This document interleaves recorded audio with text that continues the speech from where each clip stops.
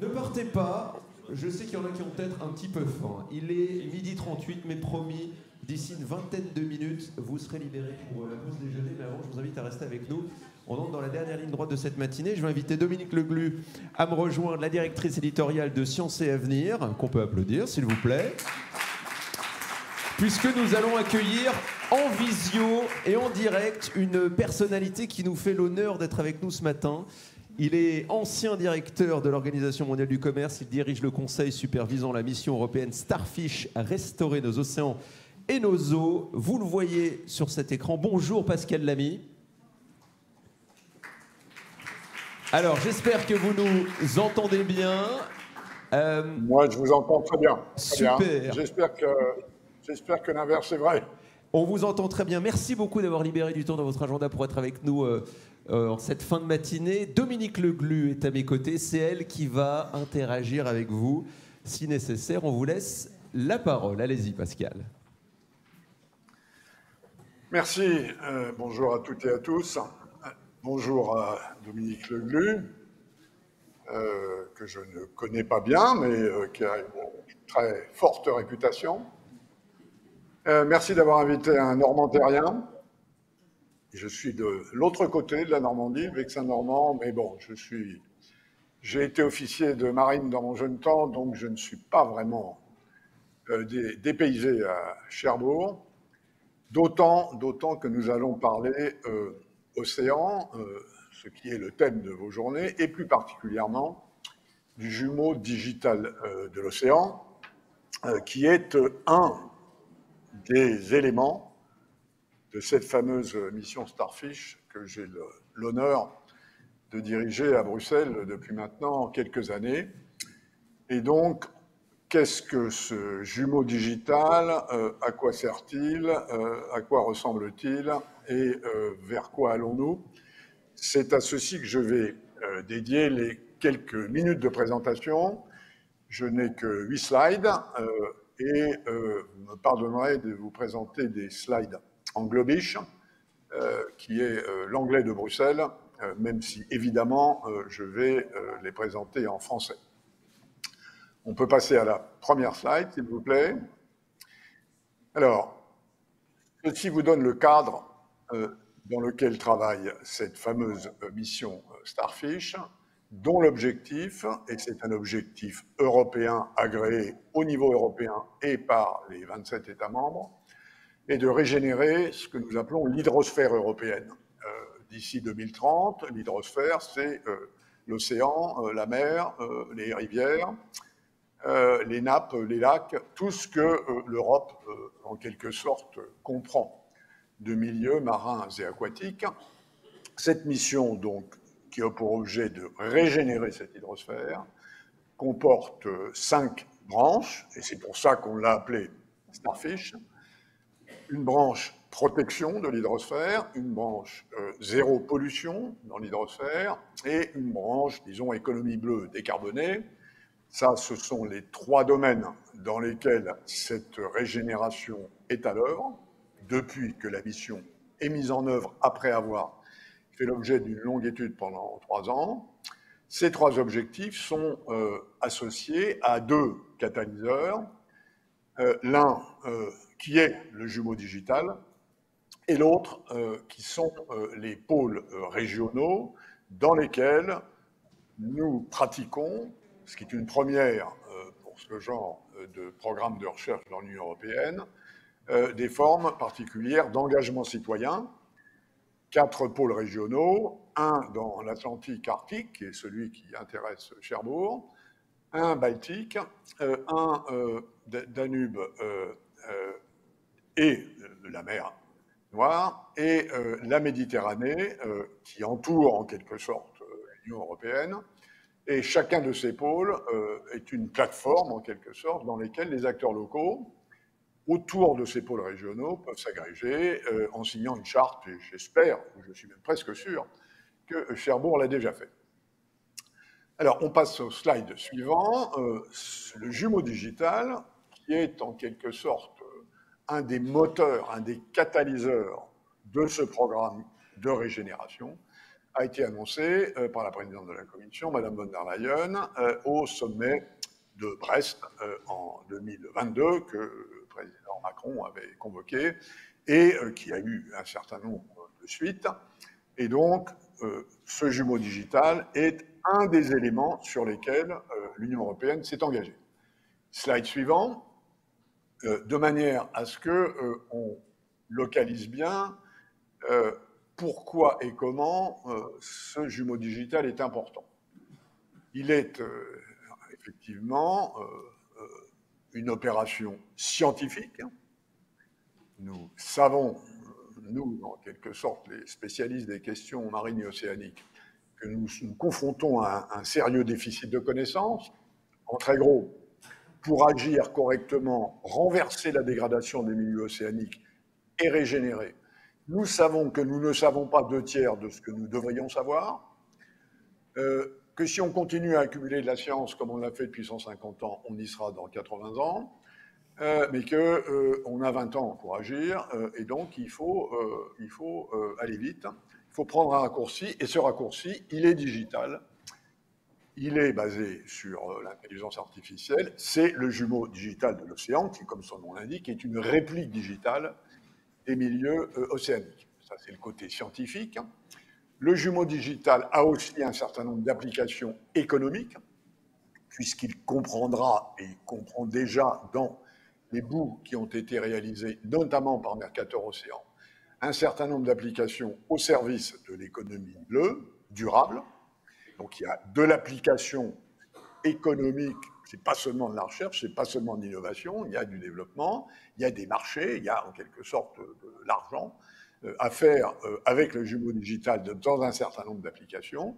Et puis c'est aussi quelque chose d'assez politique parce que ces outils digitaux, et certains d'entre vous le savent sûrement et le pratiquent probablement déjà, sont des outils formidables pour l'engagement citoyen, pour la science citoyenne, et nous l'avons constaté dans la préparation de la mission, très souvent, quand on a travaillé dans les milieux maritimes et océaniques, dans divers endroits à l'intérieur de l'Union européenne, la réaction des gens avec lesquels on interagissait était, écoutez, c'est pas la peine de nous expliquer qu'on a un problème, on a un problème, expliquez-nous comment nous, on peut intervenir sur ce problème.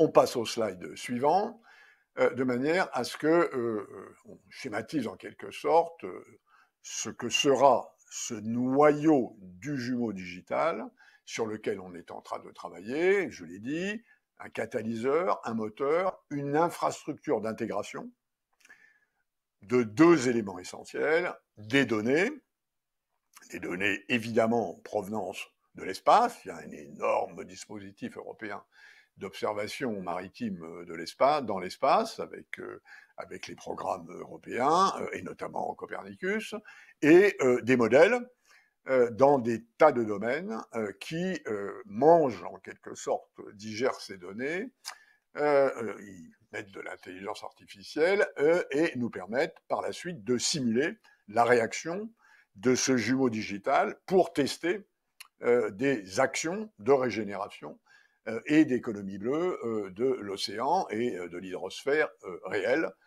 C'est donc une espèce de construction avec des éléments en provenance de divers morceaux. Là, on passe au slide suivant. Ce dispositif de construction est ouvert.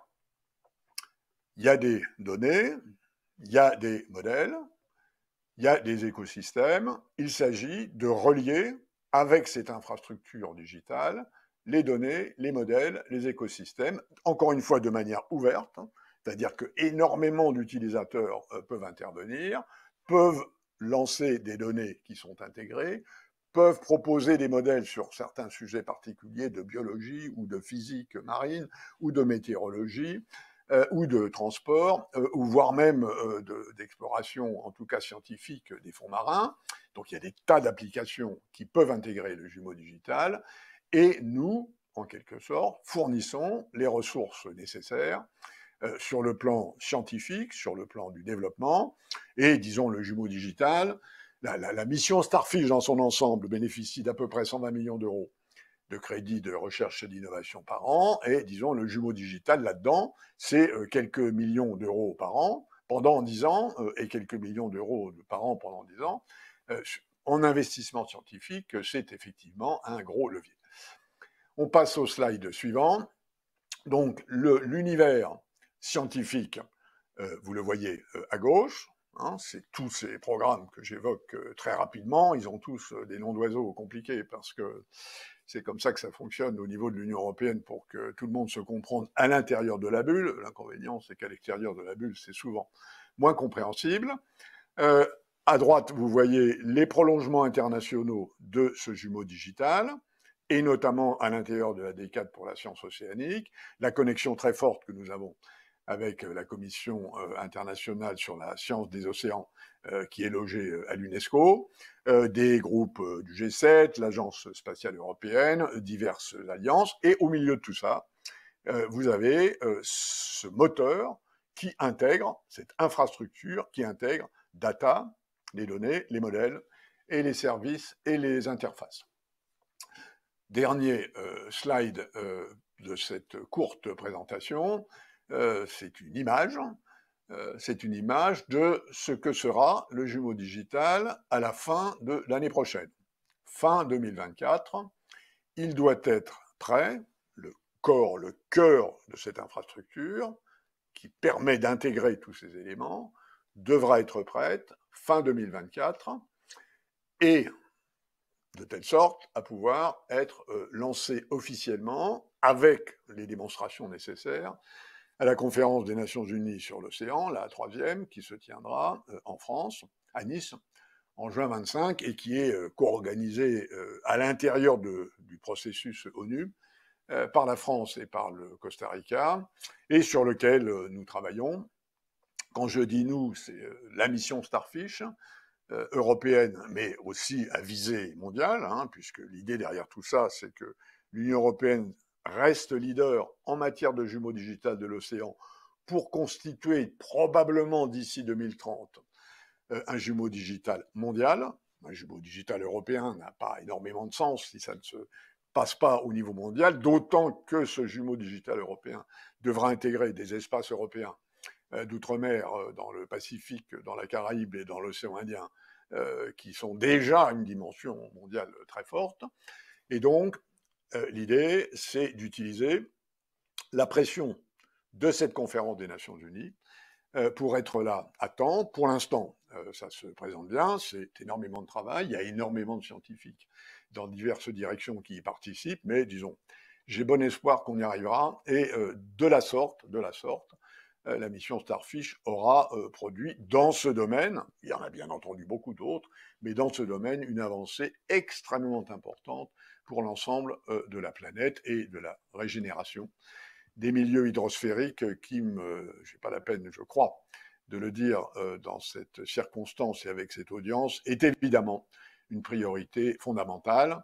Celles et ceux d'entre vous qui sont intéressés peuvent regarder le site Starfish sur les missions sur le site de la Commission européenne, et par ailleurs rejoindre, si ce n'est déjà fait, et ça doit être déjà fait par certains d'entre vous, la charte Starfish, la signer et accéder ainsi aux plateformes, aux données, aux actions de l'ensemble de la mission Starfish, et éventuellement un soutien européen, puisque, comme je l'ai dit, il y a 120 millions d'euros par an pour l'instant de disponibles pour l'ensemble des pays européens dans les crédits recherche de Starfish. J'en ai terminé avec cette présentation. À vous, madame. Alors oui, restez bien connectés avec nous, Pascal Lamy.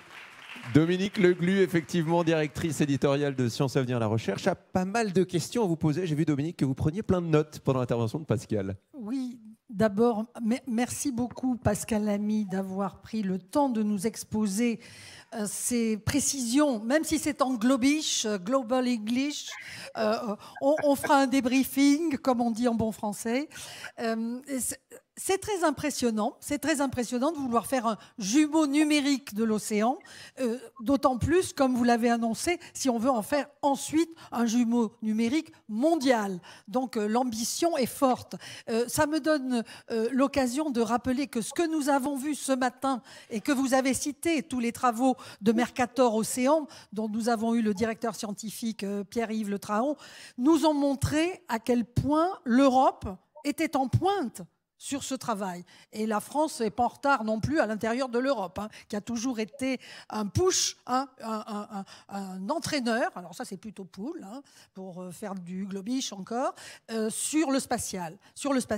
Et donc, ma question, une de mes questions, Pascal Lamy, serait, après votre remarque sur, d'une certaine façon, notre grande ignorance encore, notre grand manque de connaissances sur l'océan, où avez-vous vu, avec votre expérience à vous, les verrous, ou disons les verrous à faire sauter, les petits murs, les petites digues qui empêchaient que ce jumeau numérique aboutisse? Où c'est qu'il faut concentrer le travail?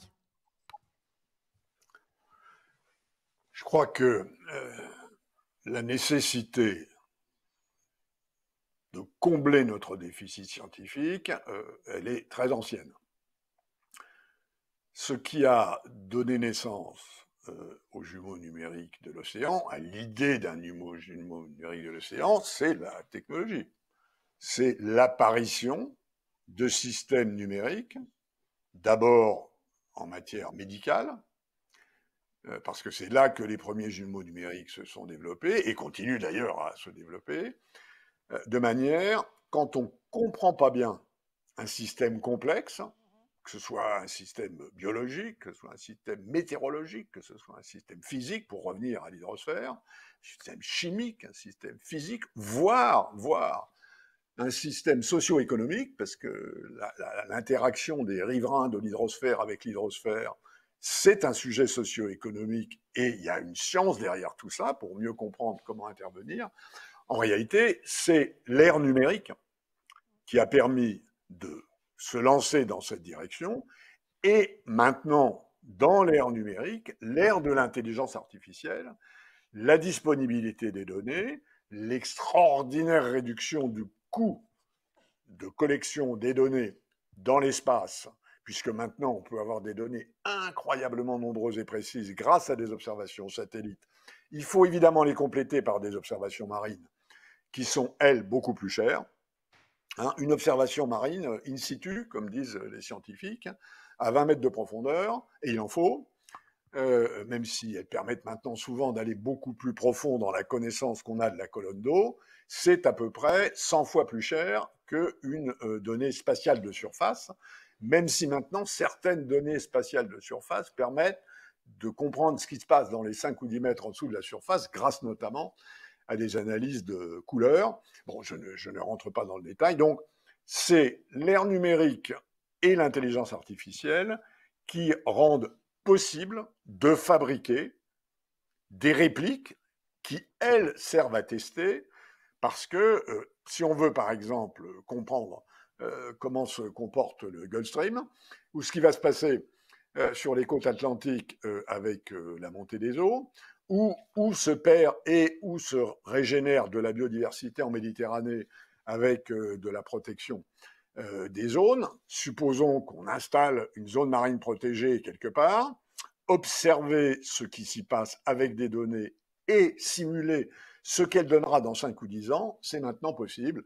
Donc, en réalité, c'était des choses qui étaient impensables il y a 15 ou 20 ans, et qui maintenant le deviennent, et qui sont évidemment extrêmement prometteuses sur l'avenir. Le secret, c'est de rallier tout ça, c'est de mettre tout ça ensemble, parce que la force, la vertu de ces systèmes, c'est leur taille et leur capacité à intégrer des données et des modèles très très très nombreux, et à fournir, grâce à ça, cette fameuse connaissance dont nous avons besoin. On va toujours utiliser quelques bathyscaphes, on va toujours envoyer des bateaux, explorer certaines zones et mettre des balises, mais c'est pas comme ça, qu'on ira le plus vite.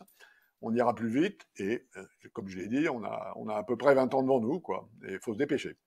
Oui, c'est une petite durée, en fait, que vous avez annoncée.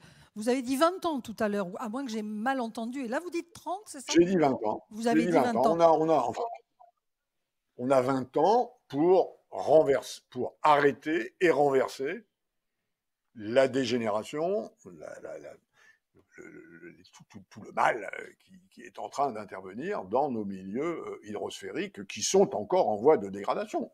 L'Europe essaie de faire un peu mieux que les autres, mais dans l'ensemble, on est encore dans la voie de la dégradation. Donc, il faut arrêter et renverser. Et ça, c'est l'objet de la mission Starfish dans son ensemble. Tout à l'heure, vous avez insisté sur le fait que vous donniez également des outils pour une science citoyenne. Qu'est-ce qui vous est revenu comme demande? Vous avez dit un grand nombre de gens ont envie d'interagir. Alors c'est quoi? C'est le très grand public? Ce sont les collectivités territoriales proches des littoraux? Qu'est-ce que c'est que cette science citoyenne qui pourrait être mise en œuvre?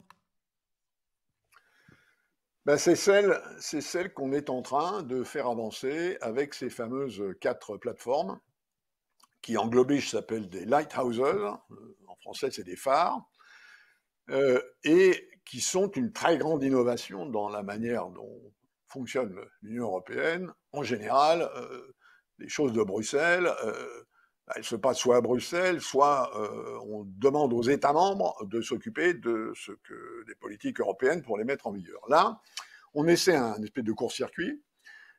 C'est les missions, il y en a 5. Il y a la mission Océan, il y a une mission Cancer, il y a une mission Régénération des sols, il y a une mission Ville propre.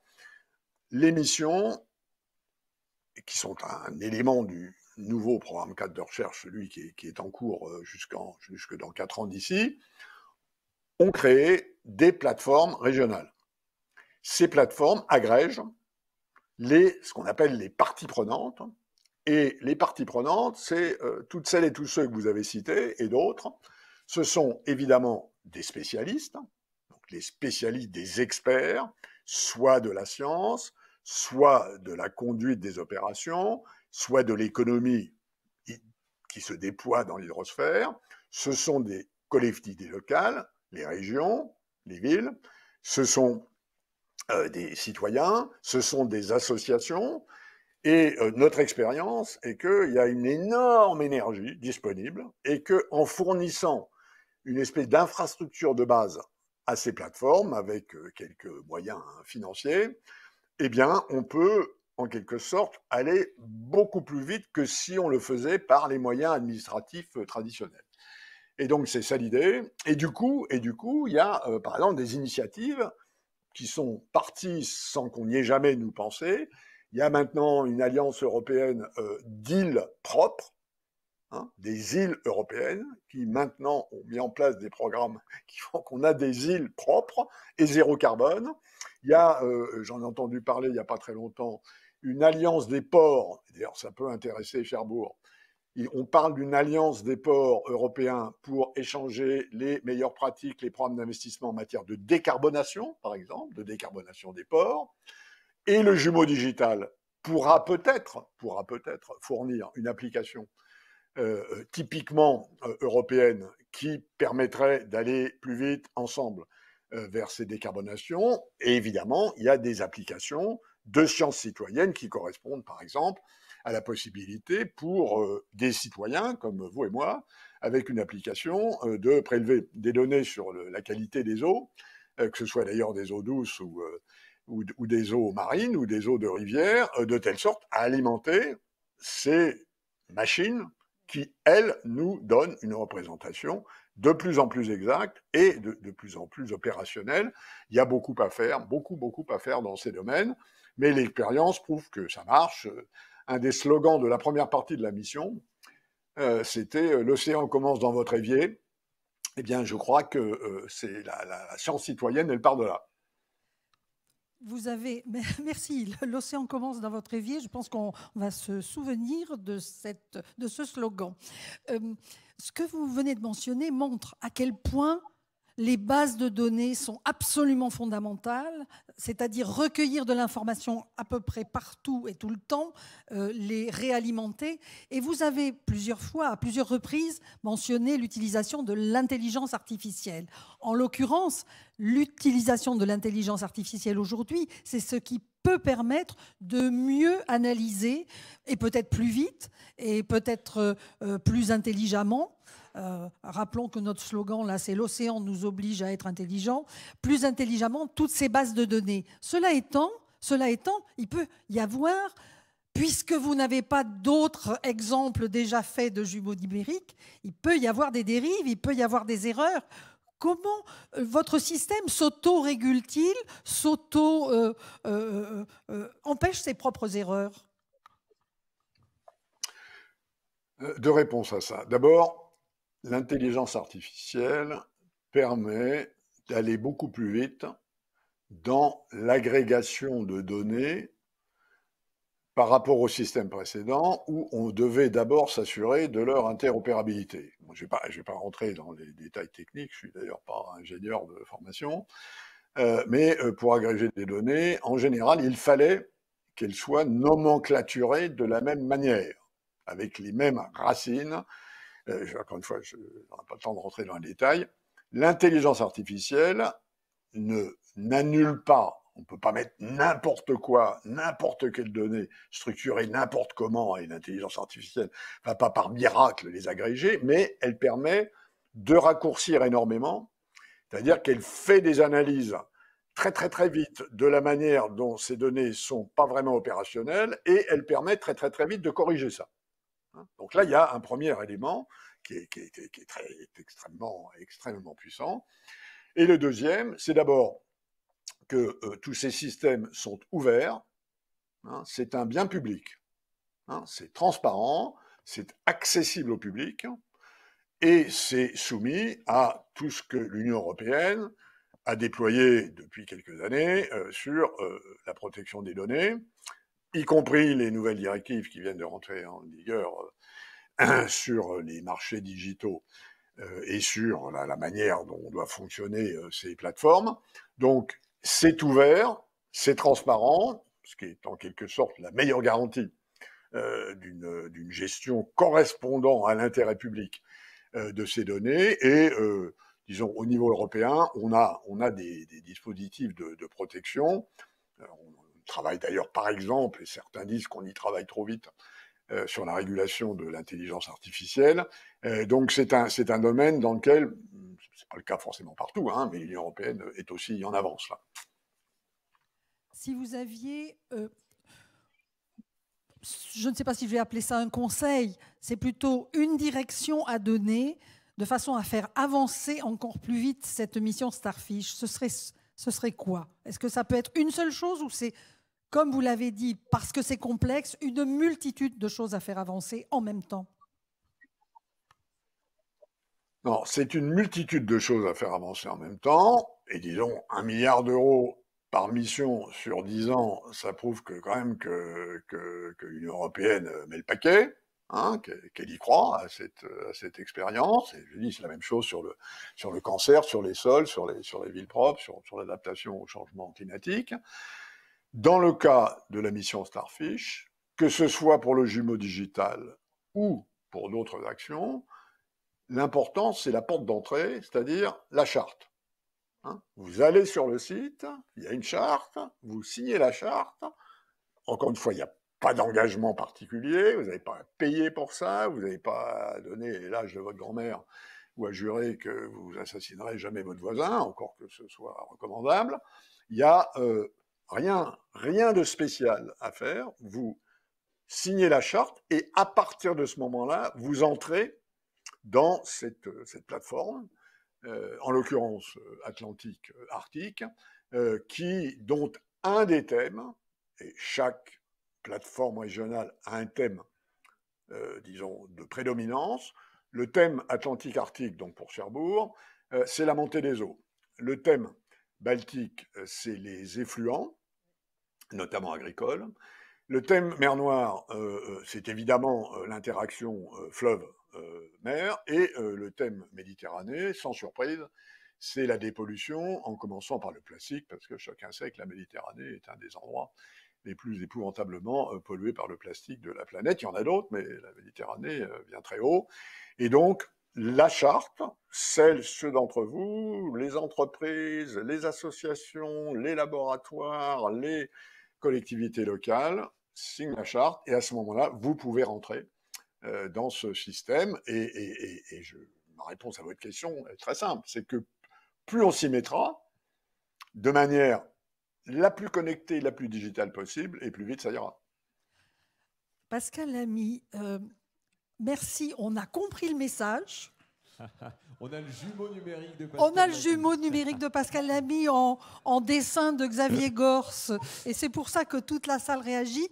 Et de mon côté, je me dis que vous vous sentez très engagé. Je ne savais pas que vous aviez été sur l'océan il y a un certain temps.